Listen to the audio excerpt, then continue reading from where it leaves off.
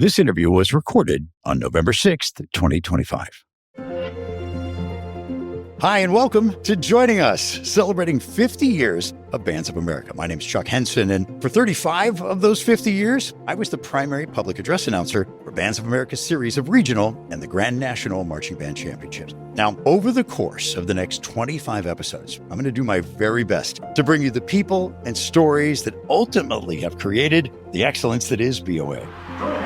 I just was fascinated by this man's marketing ability and the idea that he was putting together a national organization. Well, one was having hamburgers directly across the table from Dr. Ravelli. So I'm literally watching him eat a hamburger thinking, that's William D. Ravelli having a hamburger in front of me. Back when Marching Bands of America began in 1975, I and my high school marching band were one of the first to participate. 10 years after the experience, I'm still hearing from kids who thought that was one of the coolest things they ever got to do. I mean, when you went joining us, those kids went nuts right then. You could have read out of a phone book from that point on. You had them. They're just going to blow the roof off the place. Like, I get chills thinking about it. The rifles would spin rifles, then they would catch them and they would fall on the ground at the end of the tune. Like a death drop. Yeah. What's in your blood? If you cut my arm, I'll bleed Bands of America, music for all. What Marching Bands of America started was innovative, so new, so exciting. 50 years, a half century? Are you kidding me? Happy 50th anniversary to Bands of America. So get your program, find a great seat here in our virtual stadium, and get ready to learn everything you ever wanted to know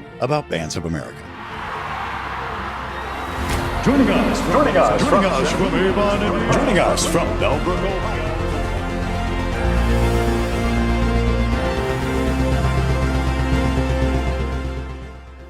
All right, welcome back, everybody. It's time for another episode of Joining Us. Now, for this episode, I wanted everyone to look at the device you're listening to this on, the Bluetooth speaker. Maybe you've got it up on YouTube. I want you to sit up real straight. Can you see? Everybody see me? Okay, big smile.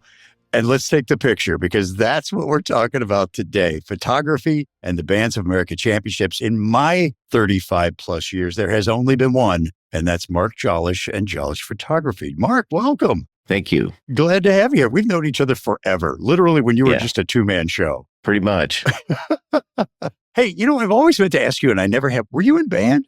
I wasn't. Mom made me take piano lessons, at 5, 6, 7, but I always wanted to play the drums. But I went to a small private boys' school in Dallas, and it just didn't happen. Never got the transition. That's where you're from, the Dallas area? Dallas area. Went to St. Mark's, yeah. And I don't think we had a marching band. I don't think we had a concert band, that sort of thing.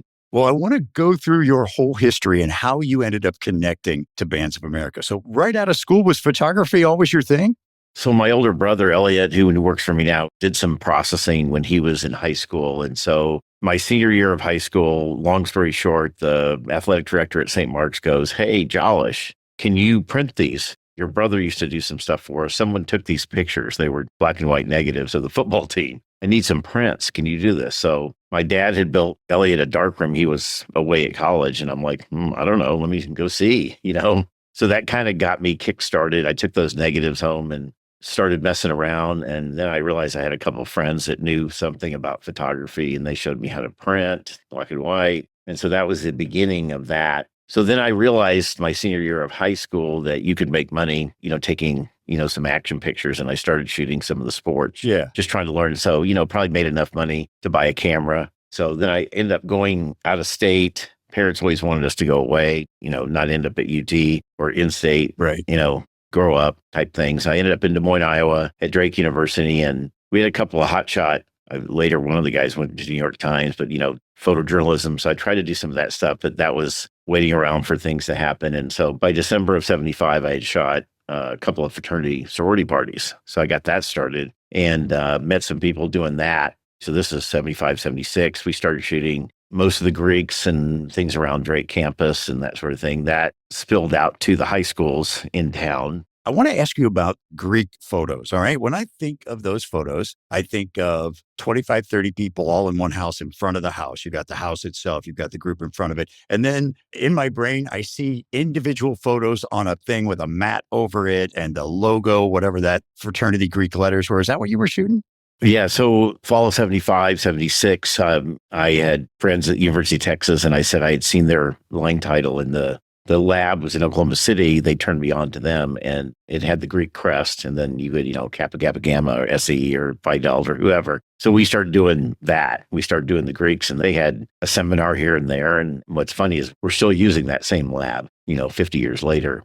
But they had figured out the Greek market back then. So Greek market that time was party pictures, and they had just moved to the 4x6 print about the time I started, from selling 305s and 507s, which was traditional. So they created a 4x6 print, which we still use today. The group pictures, that was something we really got into, and I'm like, hey, this is a great deal. But, the sororities probably were, 60 to 100 back then. So we learned how to do that. Then we helped the yearbook by photographing the dorms. That's where I learned to shoot group pictures, back in the late 70s. And probably Travis and some of his fraternity brothers probably helped me at the time. Travis came on board after he graduated, but, I was there fall of 75. Bands happened a little bit later. So by 1980, that lab in Oklahoma City had seen Goldbeck come up from San Antonio and do the senior class picture thing with the bleachers and the old circuit camera, where you looked like a turntable and a box going around it. And so it was really old technology. I mean, that was all developed by Kodak, 100 years ago. Anyway, so stumbled on to, we did a lot of the high schools, and we started doing the prom pictures, which is all gone by the wayside from digital today. But back in those days, that was great money for photographers, was, all the dances, the kids need proof that they were there. And so those were good packages. Now they shoot on their iPhone. Anyway, I was delivering some pictures to Roosevelt in fall of 83, maybe it was 82. And I went by the band office just to see what they did. I had no idea, never in band in high school. So then he said, we do this contest down in Pella, and this company out of Florida's come up, and they were, the quality wasn't great. I was like, oh, we can do that. And then he told me who to go contact, a guy named Everett Johnson, who was the executive of the Iowa High School Bands Association. So I gave him a call and then made a presentation maybe in January of 83, because we shot it the fall of 83. So fast forward, one of the locations was in Des Moines, and I shot those pictures. We had 5 sites on the same day. So we already started with the multiple crew right out of the gate. And I had some friends in the business. So the guy from Wichita shot like Davenport, and we figured it out. So Mark, how old were you when you're shooting all of this stuff at Iowa? Let's go back to the fraternity stuff for just a minute. Were you a company? So I'm 18 in the fall of 75. And then, so by the band time, I'm 24, 5. You're not much older than the kids, honestly, at that point. Well, yeah. When did the name Jolesch, did you brand that or make that an LLC, or how did that come about? So I incorporated in 81 as Jolesch Photography. So long story short, my brother, Elliot, he went up to Cedar Rapids. We did some work at Iowa State, and we did some work at Iowa in the party picture business in the late 70s. And Elliot was in Cedar Rapids for about 3 or 4 years. He ended up pretty much giving the Iowa City campus, turned out to be a pretty good giveaway. But we kept the Iowa State campus. I actually bought it from the guy that showed me how to do the party picture business back. He was from KU in 76, 77. And then I ended up buying it out and ran Iowa State for many, many years until we just, let it go into the digital, Yeah. And I want to talk about that too, how your business has changed over time. But do you have any idea how many photographs your company has taken over the last 40 years? Oh, that's it's millions, right? It's got to be. Oh, yeah. Well, what's interesting now is that a DCI, we shot 125,000 images.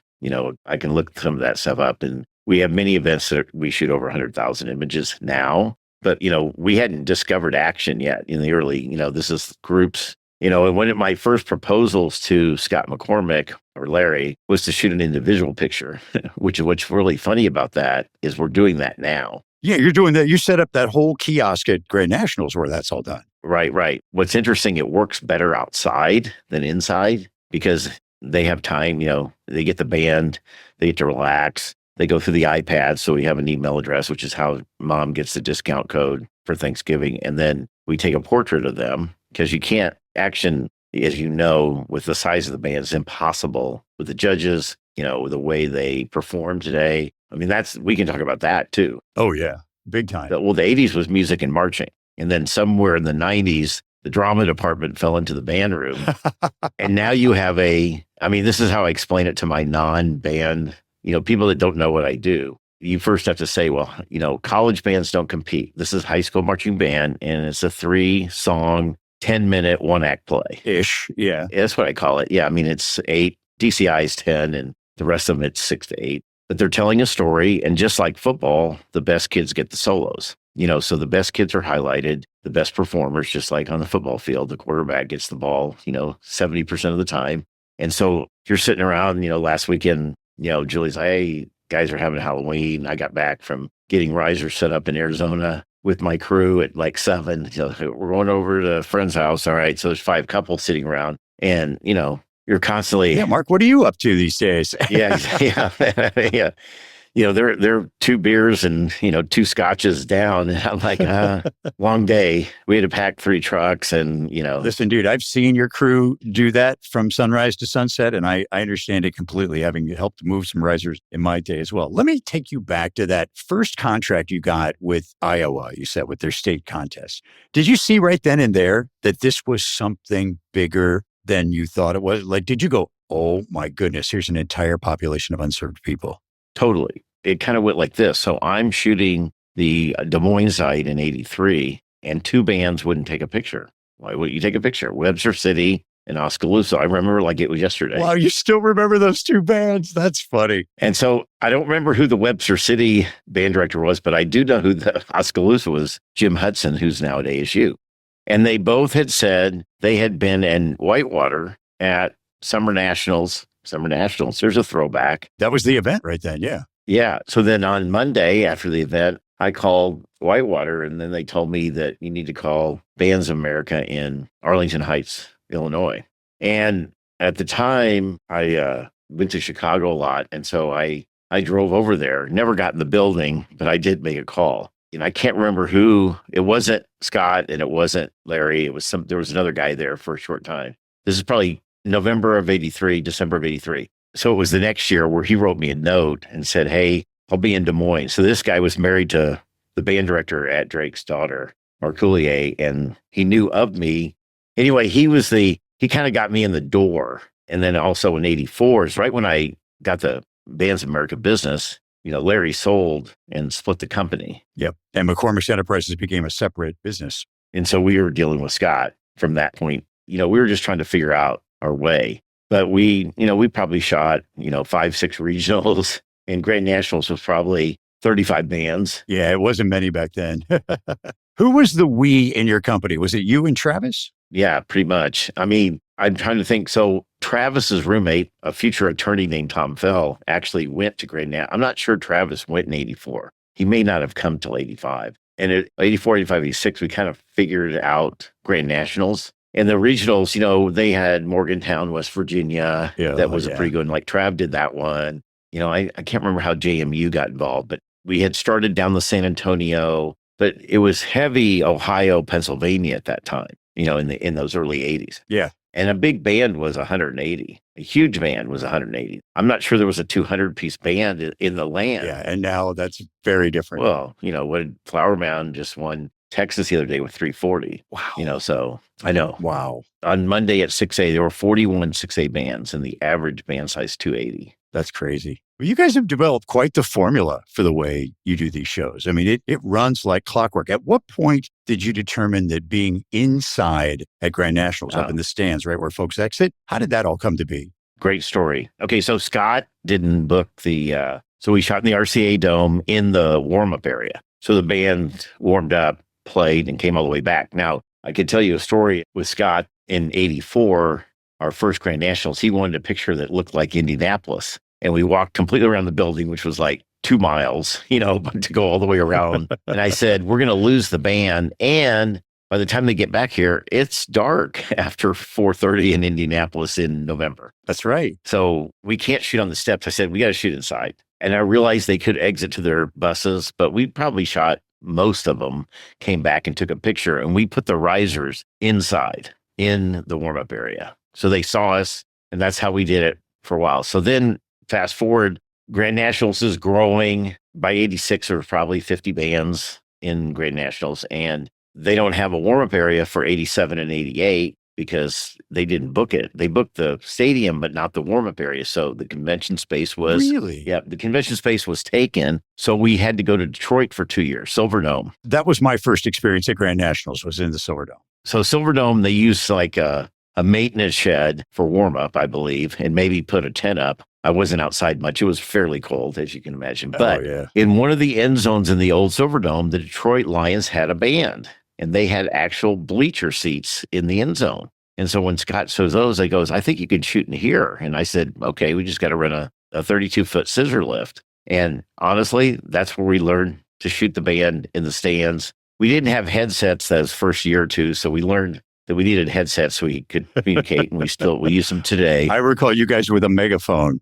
I probably shot the bands so this was 87 and 88. I probably did the photography for 10 years before I gave it up, and then Trav took it over. I was just going to ask you that, if you're still taking pictures. Well, like my equipment is at one of my guys' house in Indy so that I can photograph a handful of top bands and a couple other bands.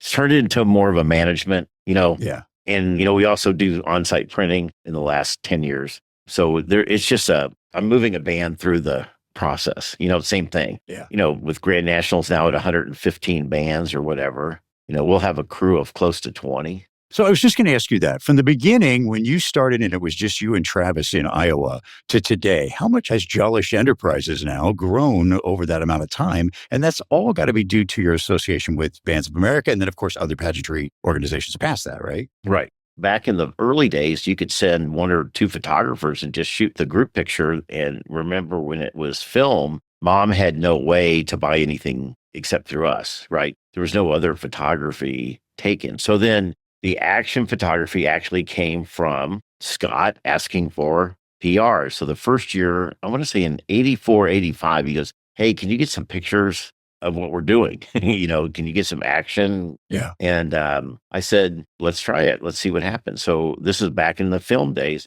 I found a guy and a girl from Bloomington. And they came up and shot Friday, Saturday for me. It was all film. So that's the big change from that to digital is we probably limited it, say, 2-3 rolls. So per photographer, you got 100 images. That was it. So these people that you brought up from Bloomington, they had experience in action photography already? They were photojournalists. Okay. I don't know if they had shot football. I just remember it was a guy and a girl. One of them shot this awesome photo that Debbie used for at least 5 years of the Western. I was trying to think as I saw the band at the regional and I was talking to a mom and I was trying to think how old that drum major would be today. Oh, wow. He would have been at Western High School or whatever it was, Rushville or something. Rushville, Indiana. Yeah. Rushville, thank you. And so he would have been, 17 in 1985-ish, just a guess. So how old is he now? 25. And so he'd be 57. Yeah. Just see if he could find that picture. I asked that mom, I said, find out who the drum major was. It was just a great shot and his use of his hands. And I think I recall it was conducting, right? Yeah. I remember that picture. It was almost like a fist at whoever he was looking at, and the guy got him just awesome.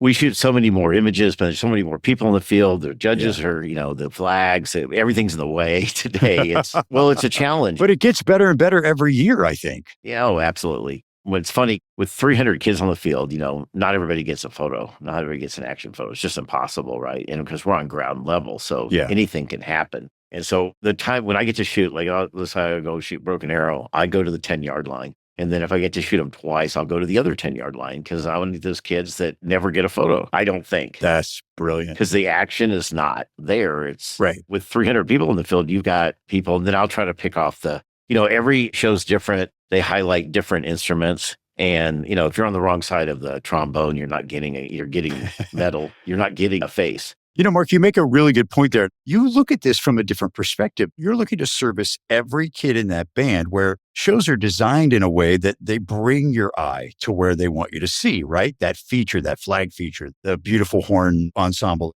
The drill designers take your eye to where they need it to be. But for you guys, the important part is getting as many faces as you can get, right? Exactly. If we have 2, 3, 4 photographers spinning what makes sense for that particular show, like I had 4 at Texas UIL 6A. I don't need that many at 2A or 1A, obviously, because there's not that many performers on the field at the same time.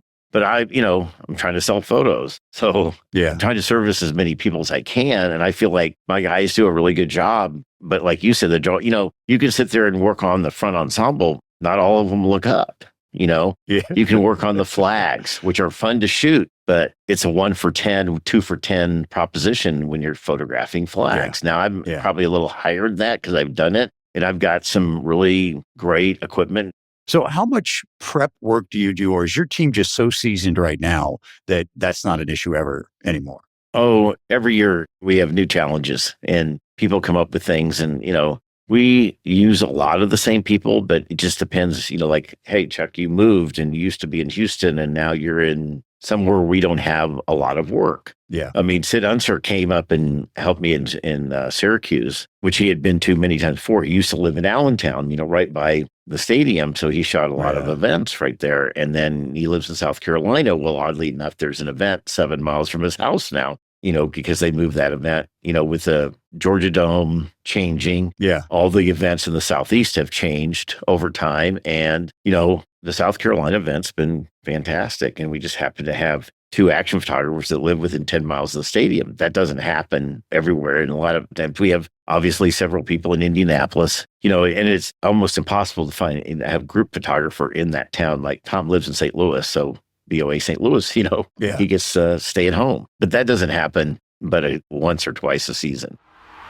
All right, let's take a moment for a quick break because I want to listen to some of your stories. Now, remember, if you've got a special Music for All or Bands of America memory or story, you can record it and be a part of this very 50th anniversary podcast. Just visit musicforall.org/podcast to contribute your story.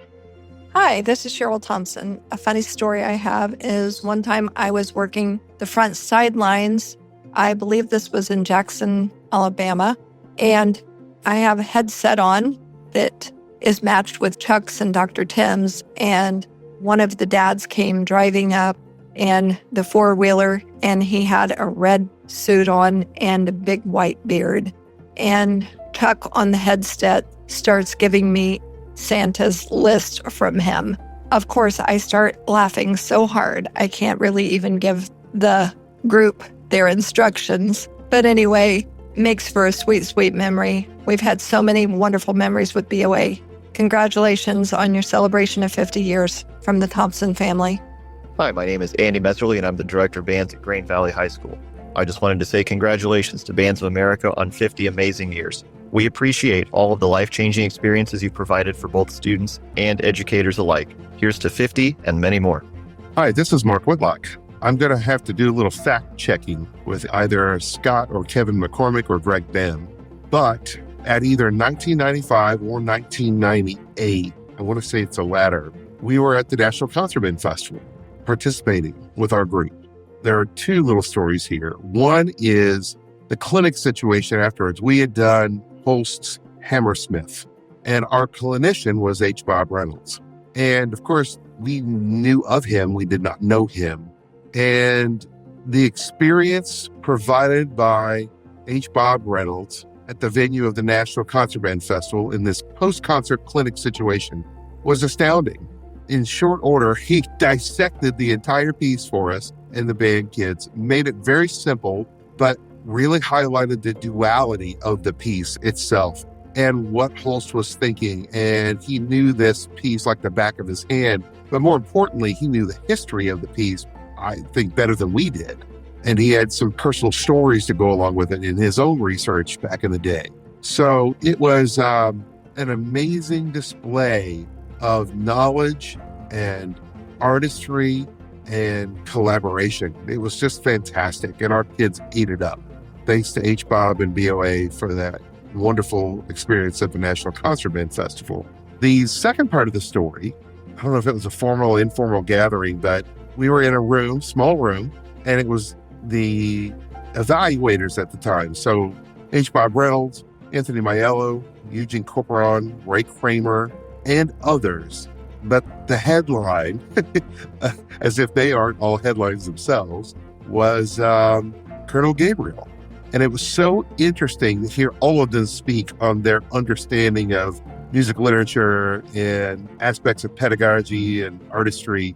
And it was amazing for us as participating directors to be able to be with them in that room and do some Q&A. Unfortunately, it was not recorded, but it was just an amazing experience just listening to them. And what was the coolest thing ever was when Colonel Gabriel spoke, all these other masters of their craft clearly became the student again. They waited on his every word with bated breath. It was so great to see. They were such a fan of Colonel Gabriel's. It was just a beautiful shared experience thanks to the National Concert Band Festival and Music for All. Now, let's rejoin our conversation.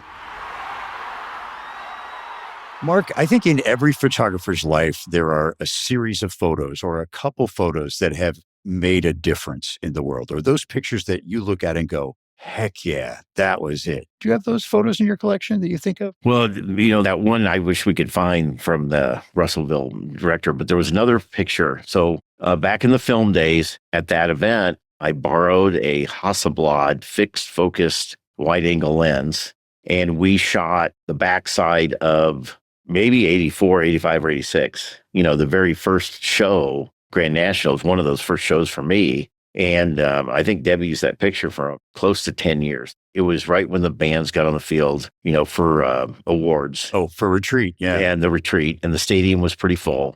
That was one of those, pictures that, lit up and go, hey, this is a pretty cool event, that type of thing. Are there some that you have hanging up in your office that you're pretty proud of? I had the opportunity I had a partner from 6 years, 04 to 10, and we ended up selling the business. And then by the time that had gone around the block, I got it back, because we went to work for who we sold it to. Oh, yeah. Then they sold us again, the Life Touch. Then they didn't really want, they got the pieces and parts out of the business they wanted. Wow. And we were not that. And so I got it back. And so I think since 13, but as far as individual, that's my Bands of America, because I remember more from, the early days of Bands of America than maybe lately with the 110 bands, if you know what I'm saying, No, I understand completely. And then, Texas UIL has blown up, because 2 weeks now, and, it's fantastic business. But as far as getting to take, pictures, I was really proud the other day because our photography yesterday and here in San Antonio, just when I looked at monitors, I'm like, everything looks fantastic. Tom Shooting Group. Awesome. Got 4 action guys, so, I defer to I've got John who helps me take care of PR for Bands America, for UIL. If I had to do that myself, I couldn't do anything else. I spent half my time this week getting ready for Grand Nationals. And Travis will be 20 bands deep when I get there. And so that's just the world we live in today, is that we're here. We have 5 events this weekend. And then we have Texas State again. Fantastic. Not duplicatable anywhere in the country, to have, 160 bands or whatever every year indoors. And then we go right to Grand Nationals. So I'm not complaining. Mark, it almost sounds to me a little bit like, be careful what you ask for, right? Well, yeah, it's sleepless nights, but it's great business. And it's great to have not only have it been 84 for Bands of America, but DCI since 87 and Texas since 1990. Very proud of those 3. And those, it's because of the quality work you do that you've been able, if you weren't operating at the level of excellence, because that's what we look for at Bands of America, if you weren't operating at that same level, you wouldn't have, this conversation wouldn't even be happening. Right. I want to ask you this though, thinking back to when that football coach asked you to see if you could reproduce some prints in black and white in a studio that someone had set up in your home, to today, what does it mean to you to have Bands of America kind of hanging, the shingle hanging in your office like that? I'm very proud. This is my 40th Grand Nationals. Very proud to be associated with the sport, the organization, the people. The events run like clockwork today, and we know them, intimately. The staff, fantastic. But Debbie's been there basically the same time period that I've been there. Yeah. We don't talk. It's just kind of understood, what to do. We do get a little, hey, make sure you catch this. We have a new sponsor, make sure you get that. But other than that, I think the trust, the respect mutually of how the events are not only put together, but Bands of America, everybody's copied the events. Yeah. So we see where we go now. I mean, the only thing that's changed for me is that it's really, a high school show that we did a ton of in the 80s and 90s. We're not able to do them anymore because there's not enough students there. You know what I mean? And it's too early. Their show's not ready. Yeah. That's what's fallen by the wayside is the small high school show. Really, with our today, we have to have a championship. Has to be Bands of America. Has to be of that caliber, basically. Right. All your other early business, all that's fallen off the wayside. The Greek work, the campus stuff. You're not doing any of that anymore, right? Oh, yeah. We do sports in Iowa. Okay. And then, we do everything else is related, drum corps, winter guard, we do concert band, that sort of thing. Tournament of Roses is another proud shingle that we get to go to every year. Great event. And Honor Band will be there for the sixth time, I think, which is cool. And loved being a part of that. So some of the events are just, that's my schedule. That's what we do. I feel like we've all grown up in this organization. Like we were all so young, and it feels like family to me. It's still, this conversation that you and I are having is so easy because we've known each other for 35, 40 years. Right. Oh, yeah. I mean, how many red-eye flights did you catch to come do the... We've been on a lot of them, haven't we? Well, to do the voice. Oh, God, yeah. Do the regular job and fly in late and start. But, it's also hard to tell people, like when we started, we could use a lot of college. It wasn't every day of the week. When we hit the end of October, we were basically shooting every day of the week. Wow. Because Texas is Monday, Tuesday, Wednesday twice. Bands of America is... it's become Friday, Saturday, and Grand Nationals is actually Thursday, Friday, Saturday. Yep. And IPS is Wednesday. Yeah. So every day we have something, right now. When we started this conversation before we started recording the podcast, you were telling me about where you are now and what's happening now. But give everyone just a little bit of a capsule of where you are now and what's happening around you in that schedule. Well, we're down here in Texas, Trav's doing BOA in Utah, and then we all end up almost every piece of it will end up in Indy next week. Trav gets to go home. We don't. We're here and I have to go home and empty the truck from Utah and put that away and get that guy. You back still to the load a morning so truck? Well, only because we don't do a lot of events in Arizona.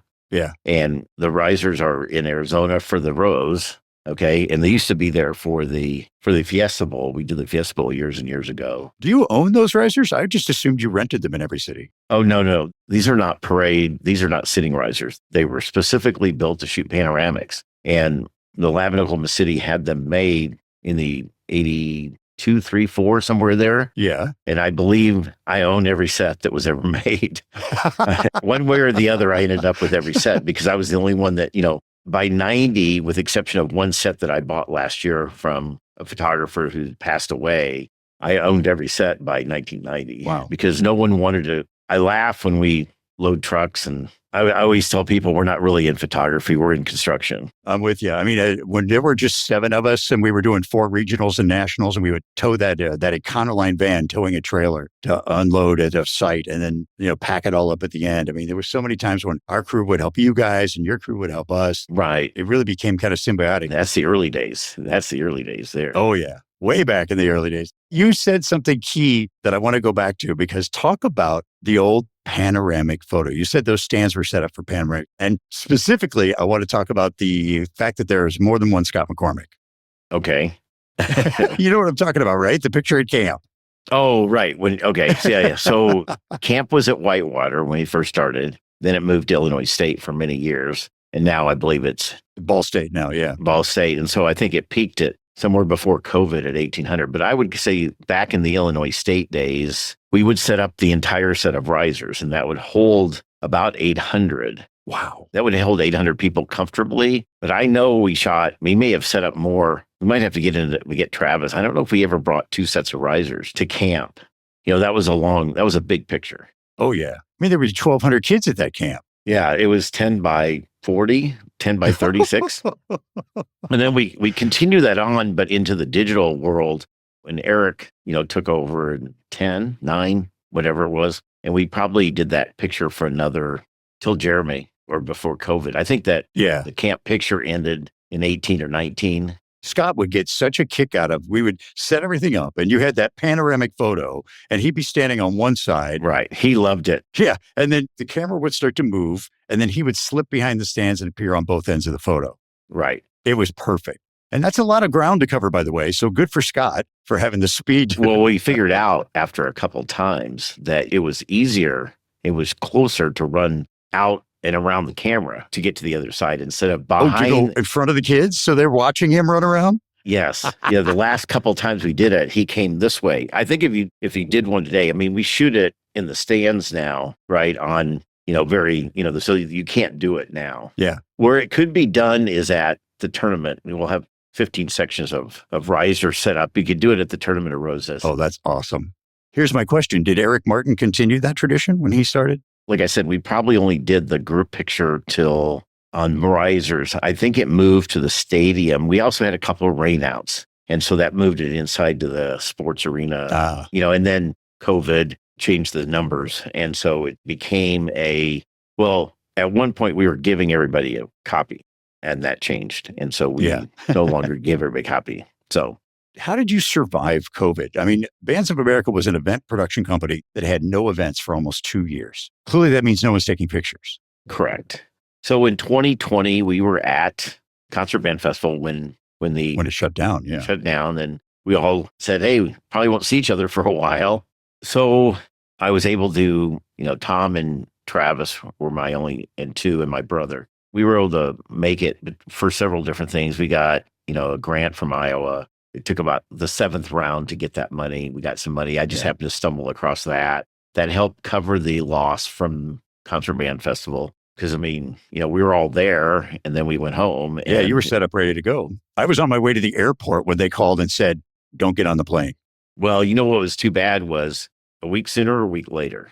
A week later, it happens. Yeah. And you get the event. A week earlier, you don't have the expenses. And then, sidebar, 2020, nothing. Texas actually had a championship, which they later repeated, which is probably why we have both weeks today. So they pushed everything 5 weeks. So we shot 2A, 4A on a Monday in December. And then 6A was kind of nothing the next day because they only had 20 bands. Most of them were mass in and out. Right. The 2A, 4A was okay. So we had that. And we were just able to, we probably, Broken Arrow had a home season and they were gracious to include us in that. We went there a couple times and we probably did 5 or 6 other couple of colleges that we shot had things for us to do. So we did something, but we didn't have to gear up, no hotel rooms, no plane tickets, so we were kind of home. So we just kind of hung out, I knocked the pays down and we did get some money from different places and we just kind of made it.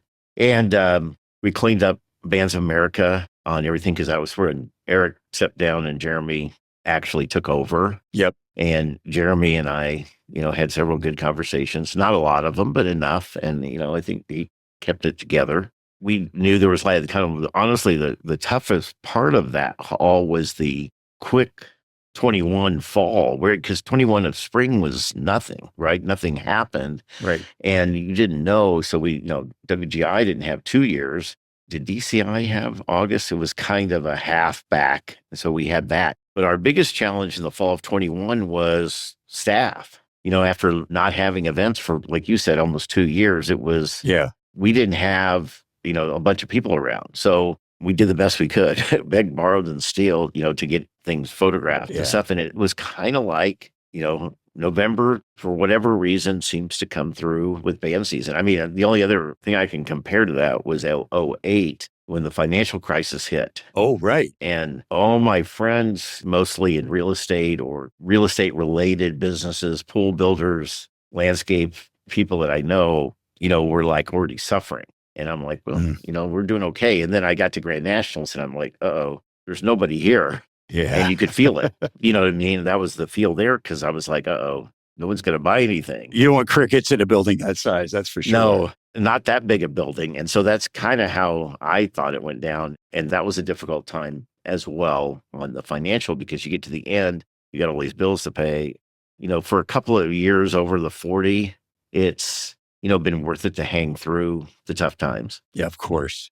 Well, it's been very few. It's very rewarding. We get lots of compliments from parents and we appreciate the band directors that we know they got things to do and they got a lot of kids to manage. And we appreciate when they, do the whole process that we've created over the last 20 years that makes a difference because it's mom that buys the pictures anyway. Yeah. So That's who you're selling to. Let me ask you how your business has changed over time. You mentioned film in the beginning, and obviously now with the digital age, it's a whole different ballgame, right? Oh, yeah, totally. So I'd say the biggest difference is the thousands of images. So back in the film days, you probably shoot 3 rolls, 108. You had to change film while you were shooting on the sideline. And then you had to have the photographer number, 123 is Valley High School, 456 is Broken Arrow, and they always screwed it up, But what's funny is we had no competition. As soon as the thing changed to digital, we had, we lost this job or that job because that guy was local or whatever, and that's fine. But most people don't drag risers around the country, don't want to, they don't want to rent a scissor lift, from United Rentals like we will next week again. We have one in San Antonio. I mean, what we do is not inexpensive. It's expensive. And so the serious process that changed, so the digital shooting changed in 2005, and it's only gotten better. The equipment's gotten better. I have a lot of photographers that shoot for me. They have their own businesses and they shoot action for us or they shoot groups for us. And it's not their full time, I'm not their full time solution, but it helps them keep their equipment up. Yeah. Or they just like what we do. And so the group picture is still the driving force. I don't think the new photographer out there thinks that way, but you really need a group picture. And then you need an action shot. So back before we were doing paper and pencil, which was a serious disaster because that was data entry and it just didn't work. And we came up with the iPads and how to mount them. And so we made the investment. We own 350 iPads and 250 we bought. And then I had to have them for the tournament and for my Arizona events. And you built all those racks that those sit up on, right? That all had to be custom, right? Well, a guy who used to work for us said there's a portable bicycle rack that somebody makes. So we own 30. Is that what that is? Yeah, it fits in a bag. Well, and then most of our iPads are like the 6th generation. I bought minis for me in the last 2 years. And those are, I don't know what mini it is, but they're a little bit nicer. And then a friend of mine was playing golf and he's a pilot. He had this really cool bracket and he sticks this bracket on the side of the golf cart and puts his phone. I'm like, hey, that's a pretty cool bracket. Where'd you get that? Start taking pictures. We start looking around. Oh, okay. Now there's really cool brackets out. In 2017, they barely you would hold to a music stand, right? Now they're really solid. Yeah. You go through the situation, but we need a marketing list to get mom. And of course, we also collect text messages, and text messages have now become mainstream almost as much as email and maybe more to the kids today. Some people don't check their email at all. Some people don't want text messages. So we just kind of go through the marketing process. But, the big change is, we used to go paper and pencil and you couldn't read anything and it was a disaster. No, I can remember those days. It was a mess. I can't imagine having to do that data entry, man. Oh my God, that was so bad. Well, the trade out was the data entry paid for the getting the job live, getting the images sorted by school and all that, which starting in like 18, 19, I'm like, okay, several things changed. So we used to shoot sections and we started shooting sections, breaking the band down in the late 80s. And I especially started when I would be in the lift at Pontiac and I'm like, I think I can shoot the color guard while they're setting the band up. And so I'd come down, jump off, had another camera, shot the guard. So the section pictures kind of did well for about 20 years, from probably 89 till 2010. And then we still shot them, but then you started seeing the iPhone creep into your thing. And I'm a big Apple fan, so don't get me wrong. And I have a 16-year-old daughter and she doesn't know any different, right? So you take a picture of everything, but people were taking that picture over our shoulder on their iPhone. That's right. So we had to eliminate. I mean, I still wish we had time to shoot the guard in a lot of places because girls buy pictures and, but we don't. And someone will pull out an iPhone and take that picture. And so why set it up? But once we had the iPads and you had to put a tent up outside so you could see the iPad to get the data, I'm like, well, we might as well take a picture at the same time. So that's where the portraits, we had done it at Grand Nationals and at Texas, special events, but now it's part of our process. You come in. Oh, it's everywhere now. Okay. It is everywhere. And it actually works better outside. It's a little more difficult in the dome because there's too many points where they can, thanks, bye. We get the group picture taken and we have the design for them to exit into the rotunda up there at Lucas. And there's a big area there. We have our iPads there but I want to take a portrait because we created that memory mate product. Yeah. So the other thing that changed was the printing on site. And so all these things kind of go together. We only print on site at, the super regionals, Texas, Grand Nationals, DCI. I can remember making several announcements throughout those big shows saying, oh, these prints will be available like 2 weeks from now. Right. I was like, oh, I want them now. Within 7 days. Yeah. Events will be up there. But at the big shows, we were able to turn around and, Tom, joined the team many years ago. And especially after we sold, and his expertise in the technology areas helped us, print on site. And my brother with his networking and learning systems, so we're able to send the customer home, send mom home with product, which I think is really cool. I love it. Yeah. When you take a framed picture home that same day, that you kid, and we have a memory mate, and then a parent came up to us and said, I've got 2 daughters. And so Tom sat there and built it in Photoshop, and the lady never came back, but we're like, hey, that's a pretty cool product. So now we have a double memory mate where you have the portrait on one side, action shot, or if you happen to have 2 students in the band, right, because you can have 2 portraits. Mark, I want to talk a little bit about your philanthropic efforts as well, because, in addition to obviously just being a vendor, which is the crudest way to possibly say it, we've talked about how it feels like family, and it's been 4 decades since you've been involved, but you also give back to the organization. Tell me some of the ways that you give back to the organization. I mean, obviously this is a revenue source for you and this is your job, but you also are an active participant in the organization itself. Yeah. So basically where we went with it, and I would say Jeremy was probably the main driver of that. Here we are 40 years, 35 years down the road, Jeremy, and you are a former band director. All I said was, you put a show on, I will cover it. I just don't want to take risers anymore down the road. So we provide a photographer to everything Bands of America does. And it's part of our arrangement. Yeah. And we will take care of the awards. Next week will be interesting we have a lot of work to do outside of taking band pictures next week, with the party. Oh, that's right. Yeah. So next week I will totally be a give back as far as, that's good. So anything they want, they get. And I give them, John, I give them the top, I give them Tom. So we cover everything they do. We're going to cover, the honor band at the tournament. We're going to cover all that. Yes, there's sometimes some sales opportunities, but not always. Well, I'm hosting the 50th anniversary party at Grand National, so I will certainly see you there. Awesome. Well, I'll see you there. Well, I'll be the first one there from Jolesch, so because everybody else is busy. Oh yeah, they got to finish, and that's a long award ceremony. Yeah, it's going to be a blast. I'm looking forward to the party. Mark Jolesch, on behalf of everyone who's ever stepped in front of your camera, thank you. Thank you for being part of Bands of America. This oral history of 50 years of an organization wouldn't be complete without you. And so thanks. We appreciate everything you've done for Bands of America. And I tip my hat to you and looking forward to the next 50 years and to see what things will come from there. You and I probably won't make it. It won't be you and me, but it'll be somebody. Yeah, exactly. We'll see where it goes. Hey, thanks for listening to the Joining Us podcast. We are celebrating 50 years of Music for All and Bands of America. Do you have your own story or memory to share? Well, I want to hear it. You can record your own story by visiting musicforall.org/podcasts. We may just include your voice in a future episode. Hey, thanks to Yamaha, our national presenting sponsor. And don't forget to make sure you're subscribed to the Music for All podcast network, wherever you get your podcasts. I want to thank Ben and Laura from the team at Music for All for making this happen and lining up all of our guests. And of course, the way it sounds, that's the magic of our executive producer, Patrick Keller. I'm Chuck Henson. Thanks for being here. We'll see you next week on Joining Us.